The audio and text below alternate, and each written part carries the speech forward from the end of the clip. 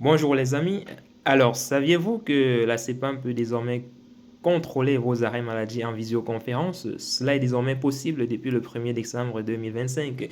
Donc, désormais, si vous êtes en arrêt maladie, vous devez savoir que la CEPAM a la possibilité aujourd'hui de pouvoir vous contrôler à distance et de vérifier si vous êtes vraiment en arrêt maladie ou pas. Comment cela se passe-t-il concrètement dans les faits? En réalité, 2 jours avant le contrôle, ou 2 jours avant justement le rendez-vous, vous recevez un mail qui vous indique la date, l'heure à laquelle vous devez vous connecter. Et un jour avant, vous recevez également un SMS qui vous indique les conditions justement de cette connexion-là. Et lors de votre connexion, justement, le médecin de conseil, vous échangez avec le médecin conseil de la sécurité sociale qui évalue justement, qui vérifie si voilà, vous remplissez les conditions pour être toujours en arrêt maladie. Et s'il estime que les arrêts sont justifiés, vous pouvez continuer à bénéficier de vos indemnités journalières de sécurité sociale.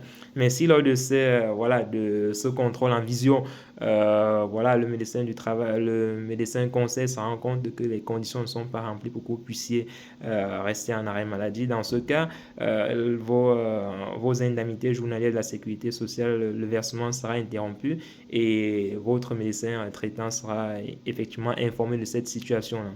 Donc les amis, désormais faites attention, les choses évoluent. Peut-être c'est dans le bon sens aussi, hein, ça vous évite d'avoir à vous déplacer pour rendre directement auprès du médecin conseil à la CEPAM.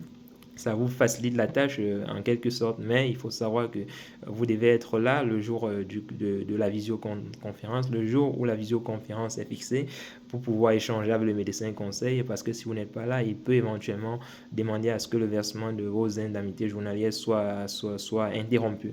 Et je ne pense pas que c'est pour votre intérêt, les amis. Voilà. Donc, c'était une nouveauté comme ça que j'ai constaté, que j'ai découvert lors de la veille juridique que je fais quotidiennement pour vous. Donc, voilà, c'est une nouveauté. Essayez donc d'en savoir davantage sur la question. Vous pouvez aller sur Google et voir un peu comment ça se passe. Vous pouvez également interroger la sécurité sociale, la CEPAM là-dessus pour connaître quelles sont les conditions justement pour la mise en œuvre de cette visioconférence. Voilà. J'espère que c'est clair pour vous les amis. N'hésitez pas comme toujours à commenter, à partager. Et si cette vidéo vous a plu, n'hésitez pas à laisser un commentaire. Visioconférence les amis. On est ensemble, portez-vous bien.